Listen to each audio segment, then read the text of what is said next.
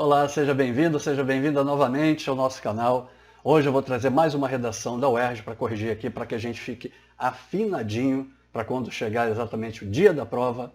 E hoje é dia 31/7, é a terceira. Portanto, nós temos aí 8, 10 redações da UERJ e também 8, 10 redações do Enem para corrigir. Bom, antes de qualquer coisa, se você já é inscrito, se você já é inscrita, muito obrigado. Se ainda não, inscreva-se agora, aperta aí o sininho para receber notificação sempre que eu mandar algum vídeo novo e no final dê aquele joinha, porque eu tenho certeza de que vai valer muito, muito, muito a pena. Ok, eu vou ficar pequenininho aqui no canto para que a redação fique toda na tela cheia, para que a gente comece. Muito bem, está aí a redação do Luiz Gustavo, é um dos alunos que fazem parte do grupo do Telegram e do grupo do WhatsApp, que me mandam redações, tanto da UERJ quanto do Enem. E o tema é a propaganda é ferramenta de manipulação de massas. O título que ele escolheu foi Subconsciente em Cárcere. E ele começa assim. A aceitação passiva das ideias é pior que a crítica tola dirigida a elas. Ao analisar essa frase do escritor brasileiro Augusto Cury, no contexto da manipulação por meio de propagandas, é possível perceber a gravidade de aceitar ideias sem que a razão crítica seja utilizada. Dessa maneira, a propaganda é uma ferramenta histórica de controle de massas que mantém, mesmo que em certos aspectos, regimes políticos e econômicos. É fundamental, portanto, analisá-los sociologicamente. Na obra As Origens do Totalitarismo, a notória socióloga Hannah Arendt busca compreender a ascendência dos regimes totalitários, como o nazismo de Adolf Hitler, e sua força coercitiva que supera os limites físicos, alcançando e prendendo o subconsciente da população. Essa força, segundo a autora, é gerada e massificada principalmente pelo controle da mídia e a produção de propagandas que deturpam a realidade e inserem nos cidadãos ideais irreais. Por exemplo, a ideia de superioridade ariana. Apesar de diversas décadas de instauração desses regimes, diversos governos pseudo-liberais utilizam de estratégias semelhantes de massificação e alienação social. Isso se evidencia no Brasil, pois diversos governantes investiram e investem em publicações midiáticas, às vezes falaciosas, a fim de gerar uma ideia positiva acerca de sua estrutura política. É inaceitável que essa liberdade individual de pensamento seja manipulada dessa forma. Além desses mecanismos de alguns estados, a publicidade pode atuar na formação de um corpo social manipulado para a manutenção do sistema econômico vigente. Sob tal ótica, com a consolidação do capitalismo como modelo de economia hegemônico no pós-Guerra Fria, o investimento em ações publicitárias, sobretudo a propaganda, aumentou intensivamente para gerar um mercado consumidor alienado. Tal alienação origina-se do que o sociólogo alemão Karl Marx conceituou fetiche pela mercadoria, definido como o valor atribuído às mercadorias que supera sua função utilitária, o qual insere nos indivíduos. Assim, o ser humano acaba sendo o pilar do seu próprio controle, o que torna as raízes dessa coerção extremamente profundas. Logo, a propaganda é um instrumento de manipulação de massas usado excessivamente ao longo dos séculos XX e XXI, ao propósito da manutenção tanto da estrutura política quanto econômica. Nesse sentido, priorizar a razão crítica é fundamental, seja para Hannah, seja para Marx, na construção de uma sociedade plena de liberdade cognitiva, pois essa forma de pensar nos permite analisar racionalmente as informações sem que sejamos controlados ou manipulados por elas. Bom, como sempre, eu faço essa leitura e logo em seguida eu faço uma análise da estrutura, né, do projeto de texto, de como tudo que foi pensado foi distribuído, as coisas que foram selecionados, os argumentos que foram selecionados foram distribuídos e foram desdobrados também, ou seja, desde a introdução, com as escolhas feitas, a tese, os argumentos, a distribuição desses argumentos, os desdobramentos desses argumentos e a conclusão. tudo isso eu acabo dando uma olhada rápida para ver se está muito bem, se está alinhadinho, se está bonitinho. Depois eu passo para algum tipo de análise parágrafo por parágrafo, para que em seguida eu faça as correções de questões gramaticais, questões de coesão, enfim. E por fim eu acabo dando, em cima dos critérios, aplicando a nota que essa prova, que essa redação, na verdade, recebeu. Ok? Então vamos ao primeiro momento, que é a tese da redação. Ela está em amarelo e ela trata exatamente da propaganda como uma ferramenta histórica de controle de massas que mantém, mesmo que em certos aspectos, regimes políticos e econômicos. Olha só, esse daí é o cerne, essa daí é a essência da tese. Ela já tem em si os dois argumentos com os quais ela vai trabalhar. E eles estão logo aqui, ó, em verde, regimes políticos, ou seja, a propaganda é uma ferramenta histórica de controle de massas que na verdade mantém em alguns aspectos regimes políticos, ou seja, a propaganda sendo utilizada como ferramenta para a manutenção de regimes políticos e também para a manutenção de sistemas econômicos, ok? Então, por enquanto, a introdução está com a tese, só estou vendo isso por enquanto, e está com os dois argumentos. Agora vamos ver como isso vai ser projetado no restante do texto. Bom, só para complementar, o Luiz também, ele reforçou que na tese, no finalzinho, é importante, é fundamental analisar esses dois aspectos sociologicamente. Então ele faz um prolongamento dessa tese e depois ele vai fazer a distribuição.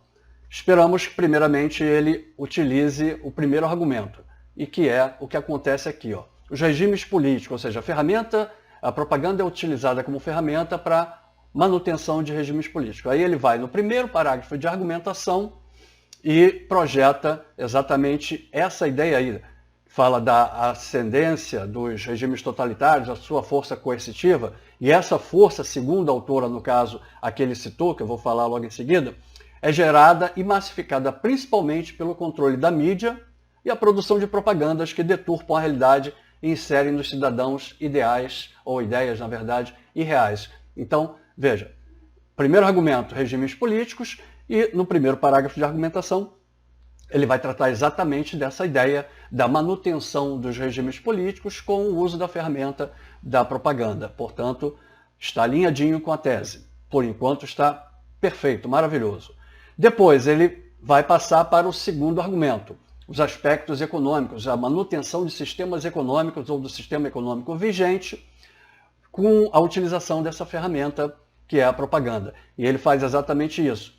Ele vai dizer lá no segundo parágrafo de argumentação que a publicidade pode atuar na formação de um corpo social manipulado para a manutenção do sistema econômico vigente. Por enquanto está maravilhoso, ele está alinhado, tudo que ele disse lá na introdução ele está desenvolvendo, portanto o projeto de texto dele até então está bom, os desdobramentos eles são consequência de um bom projeto também, a seleção, né, desses desdobramentos, e nós vamos ver na sequência. Agora, resta saber se ele vai retomar tudo isso na conclusão, vai retomar a tese com as ideias dos argumentos. E é o que ele fez, exatamente. A propaganda é um instrumento de manipulação de massas usado excessivamente ao longo dos séculos 20 e 21, ao propósito da manutenção. Aí, tanto da estrutura qual? A estrutura política e também da estrutura econômica. Portanto, ele retoma os dois argumentos juntamente com a tese na conclusão. Então, ele faz uma distribuição perfeita, irretocável, não tem o que dizer que esteja alguma coisa errada, não, está tudo certinho, bonito. Bom, passando disso, nós vamos ver aqui parágrafo por parágrafo para ver como é que ele desenvolveu todas as ideias. A começar pelo parágrafo de introdução. Então, no parágrafo de introdução, o que ele fez? Eu não vou ler de novo, porque já foi lido. Qualquer coisa, você para aí o vídeo e dá uma lida. Mas eu só vou fazer as minhas colocações, ou seja, vou dar algum tipo de informação de acordo com o que eu percebi. Bom, a introdução dele está muito boa, já deu para perceber, né? Ele faz uma citação pertinente, está aí, e projeta para um contexto temático, e depois que ele projeta para esse contexto temático, ele vai colocar a tese dele junto com os dois argumentos. Portanto, está muito bem feita a introdução. Partindo agora para os parágrafos de argumentação, eu tenho que retomar uma ideia que eu sempre falo nos vídeos. Com relação à argumentação, é fundamental que nós tenhamos na cabeça a ideia de que argumentar é você colocar o seu ponto de vista e trazer justificativas, trazer um embasamento forte para que você possa ser convincente. E no final, você fazer ainda tecer uma opinião, colocar mais um posicionamento crítico. Então, existem os 3 pilares que eu sempre falo, que são esses. Você declara algo, que é o seu argumento. Você declarou algo, você vai comprovar esse algo e no final vai opinar. Portanto, esse modelo estrutural é um modelo que tem um parágrafo com 3 elementos. Sempre 3 elementos. Portanto, se você perceber assim, minha redação só está com 2 períodos, quer dizer, o meu parágrafo só está com 2 períodos, tem alguma coisa errada.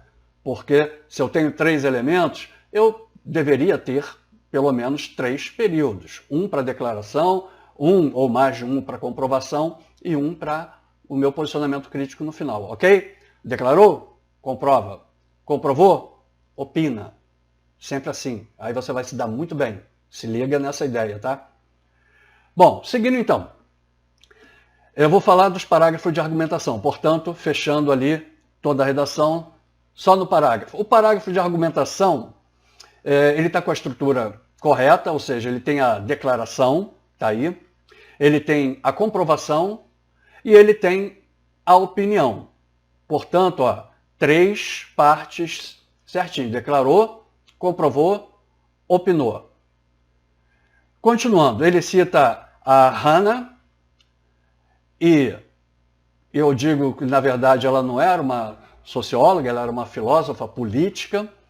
Ele a cita para discutir o argumento sobre a massificação, aqui está uma duplicidade aqui, massificação das massas pela propaganda. Faz a ponte com a realidade brasileira, apesar de não apresentar evidências, é muito importante apresentar evidências.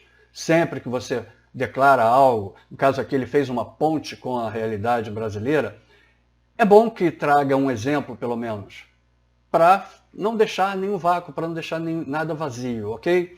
E depois ele finaliza com a opinião crítica, que já tinha colocado ali, ó, o terceiro retângulo com palavras em vermelho. É inaceitável que a liberdade individual de pensamento seja manipulada dessa forma. Portanto, os 3 elementos muito bem colocados aí. O primeiro parágrafo já foi, agora vamos para o segundo parágrafo de argumentação. E vamos fechar o restante da redação para ficar somente o parágrafo. Bom, esse parágrafo eu disse que ele tem os 3 elementos fundamentais. Ele trata da publicidade, né, como ferramenta de direcionamento das massas para a manutenção do modelo da economia. Ele faz a comprovação, e inclusive ele cita o Karl Marx, e ele vai fechar com uma opinião, ou seja, os 3 elementos novamente. E eu continuo dizendo, aqui eu também senti falta de justificativas mais factuais, como um exemplo de publicidade que tem esse perfil. Poderia ter colocado em algum lugar ali, quando ele falou da publicidade usada, ele poderia ter usado um exemplo para fortalecer, para fechar, para ficar bonitinho. Seguindo, agora nós vamos para a conclusão. Bom, a conclusão cumpre o papel dela. Ela vai retomar a tese, depois ela vai passar pelos argumentos, aí no finalzinho dessa tese mesmo, e vai encerrar com uma reflexão. Isso é um dos modelos de fechamento de redação, um tipo de conclusão. Você retoma a tese, você passa pelos argumentos e projeta uma reflexão. Ok? Belezinha? Muito legal, né? Eu achei essa redação muito boa. Veja, eu não parei para discutir problemas de gramática, nem de coesão, nem de nada. Eu só fui ver a questão estrutural e argumentativa. Agora sim, eu vou ver os problemas de ordem gramatical e de coesão. Bom, aí está a redação limpinha, novamente, para que a gente verifique os problemas de ordem gramatical e também de coesão e estrutura. Então, o primeiro deles está aí, é uma vírgula. Ao analisar essa frase do escritor brasileiro Augusto Cury, essa vírgula não existe. Só existe a seguinte, né? Um contexto e tal. Outro, vamos ver, onde é que está? Ah, sim, econômicos. Que ele diz assim, mesmo que em certos aspectos, regimes políticos e econômicos. Não existe regime econômico, então eu sugeri colocar sistemas econômicos. Depois, ali é fundamental, portanto, aí sim deveria ter uma vírgula para separar esse portanto. Depois, socióloga. Eu já havia falado, né, anteriormente que ela não era socióloga, ela era filósofa política. Tá, esse como ele não tem por que iniciar com letra maiúscula, portanto, aí é inicial minúscula. Agora, nazismo, sim, nazismo com inicial maiúscula, e aí fica certinho e bonito.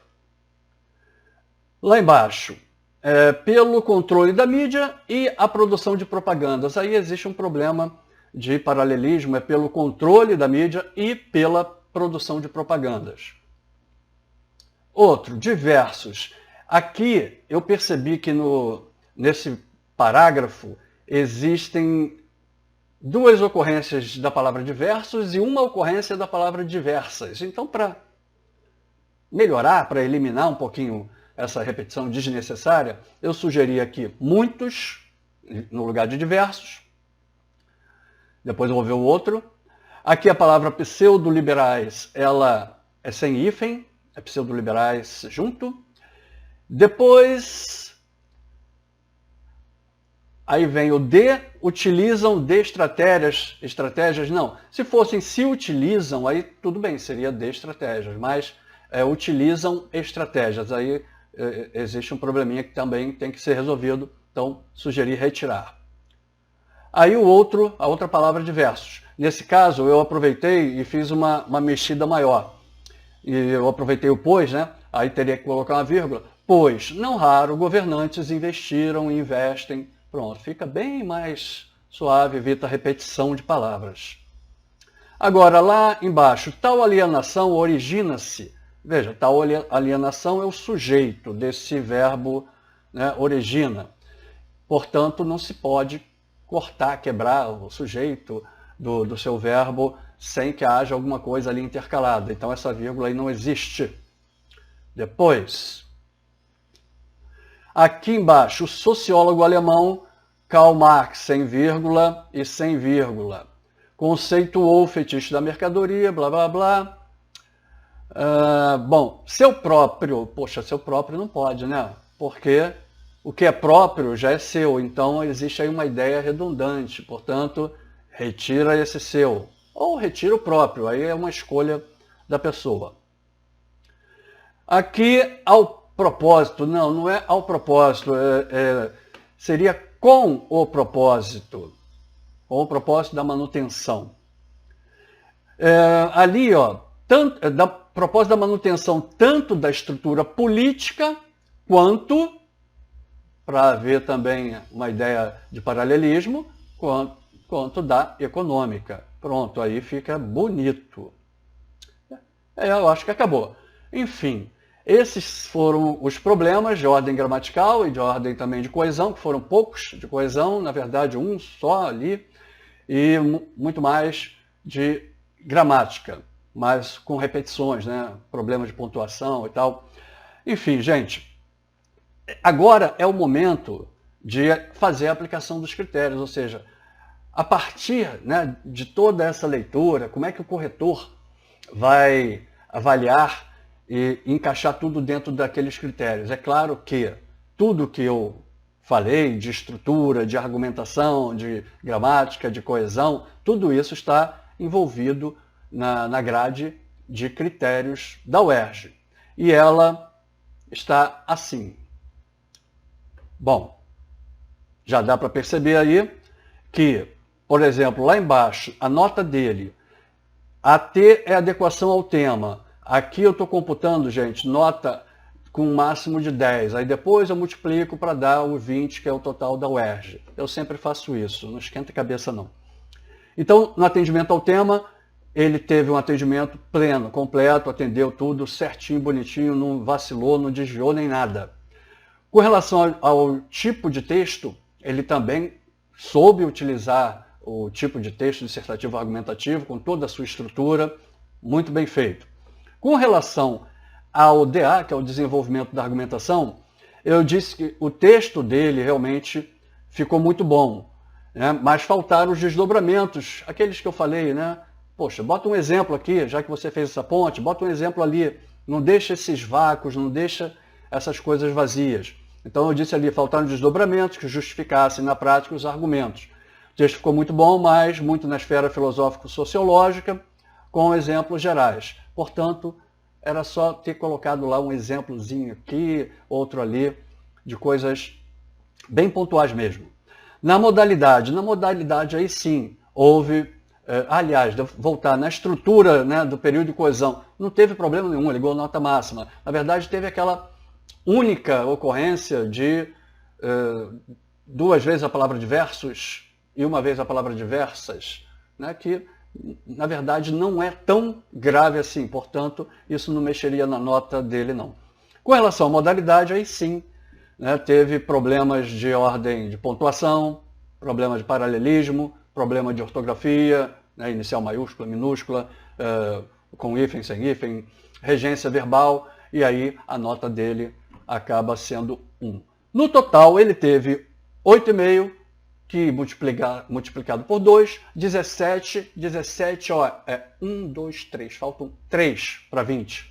Então a nota dele está muito boa. E eu tenho certeza que ele vai chegar a 20 muito rápido, porque realmente escreve muito bem. Bom, gente, eu espero que vocês tenham gostado. Eu tenho certeza de que essas aulas, elas têm tirado muitas dúvidas de muitos alunos, muitos vêm me relatando esse tipo de situação, e é isso mesmo, a gente aos poucos vai eliminando os problemas, vai tirando os erros e vai conquistando cada vez mais uma nota perto daquilo que a gente almeja, que é o 20. E eu tenho certeza de que até o dia da prova nós estaremos prontinhos. Se não, já há algum tempo tirando 20 nessas práticas cotidianas, ok? Então, um grande abraço e até a próxima aula.